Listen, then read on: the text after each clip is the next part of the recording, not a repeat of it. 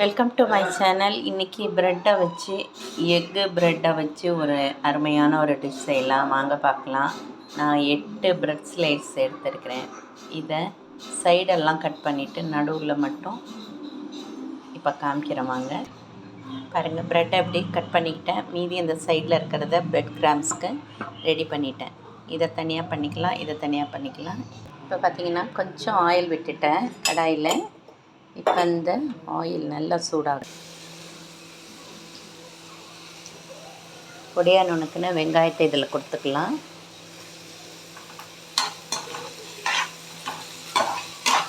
சோம்பு கொடுத்துருக்கேன் இல்லைங்களா, சோம்பு கொஞ்சம் பொரிஞ்சோன்னு வெங்காயம் பொடியான ஒரு வெங்காயங்க, பெரிய வெங்காயமாக ஒரு வெங்காயம், அதில் கொஞ்சோண்டு பூண்டு கொடுத்துருக்குறேன். ஒரு 2 பல் பூண்டு சின்னதாக கட் பண்ணி போட்டிருக்கேன் வெங்காயத்தோடையே. அதுக்கப்புறம் ஒரே ஒரு பச்சை மிளகாய் கொடுத்துருக்குறேன். கொஞ்சோண்டு மஞ்சள்தூள் கொடுத்துக்கலாம். அப்படியே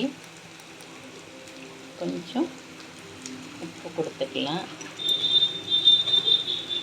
அதோட பச்சை மிளகாய் கொடுத்துருக்கேன், அதனால் கொஞ்சம் காரத்துக்கு கொஞ்சோண்டு வெறும் மிளகாய்த்தூள் கொடுத்துக்கலாம். இதெல்லாம் ஒன்றா சேர்ந்து நல்லா கலந்துக்கலாம்.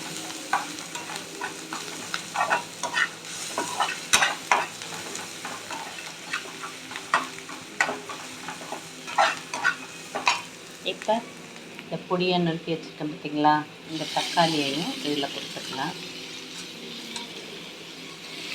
ஒரு தக்காளி தாங்க, ஒரே ஒரு தக்காளி தான் எடுத்துருக்கேன். ஒரு தக்காளியையும் இதில் கொடுத்துடலாம்.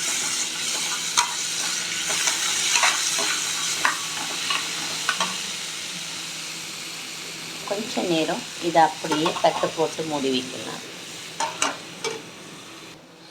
பார்த்திங்கன்னா கொஞ்சோண்டு கரம் மசாலா போட்டுக்கலாம். ஏற்கனவே இந்த மிளகாத்தூள்லாம் போட்டனால கொஞ்சமாக காரம் வேறு இருக்க போகும்.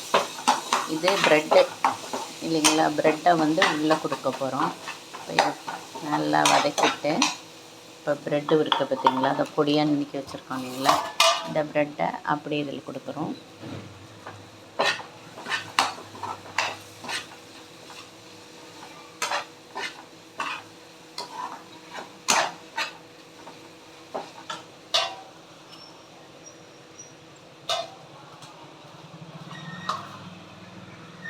இது 8 ஸ்லைஸ் ப்ரெட்டுங்க.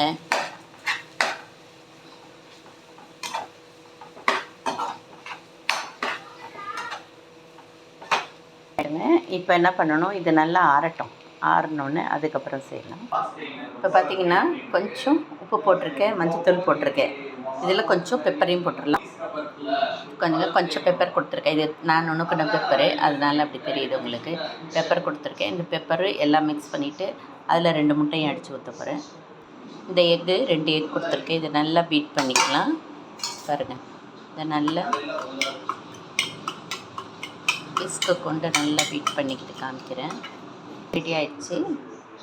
இப்போ ப்ரெட் கிராம்ஸ் ரெடி ஆகிடுச்சு. நான் என்ன பண்ணுறேன், இதில் பார்த்திங்கன்னா ஒரு 11 பால் தான் எனக்கு கிடச்சிருக்குது. இப்போ உங்களுக்கு எவ்வளோ வேணுமோ அதுக்கு தகுந்த மாதிரி நீங்கள் கலந்துக்கோங்க.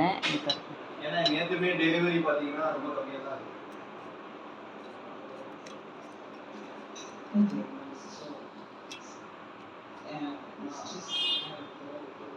நான் எல்லாம் ரெடி பண்ணி வச்சுக்கிறேன்.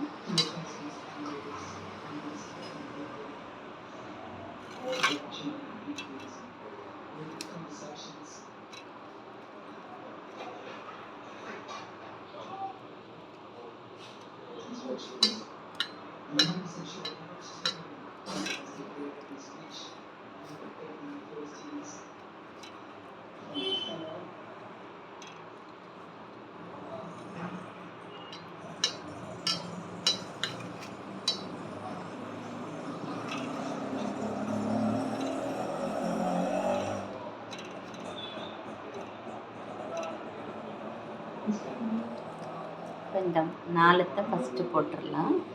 எண்ணெய் காஞ்சிடுச்சு.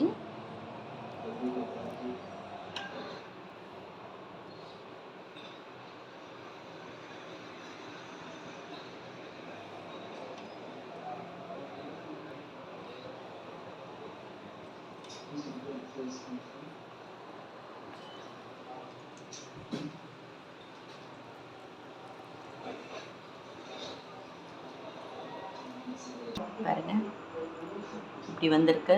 சூப்பராக இருக்குது டேஸ்ட்டு. ஒரு தடவை டிஃப்ரெண்ட்டாக நம்மளும் செஞ்சு சாப்பிட்டு பார்க்கலாமே அப்படிங்கிற ஐடியாவில் தான் அதை செஞ்சேன்.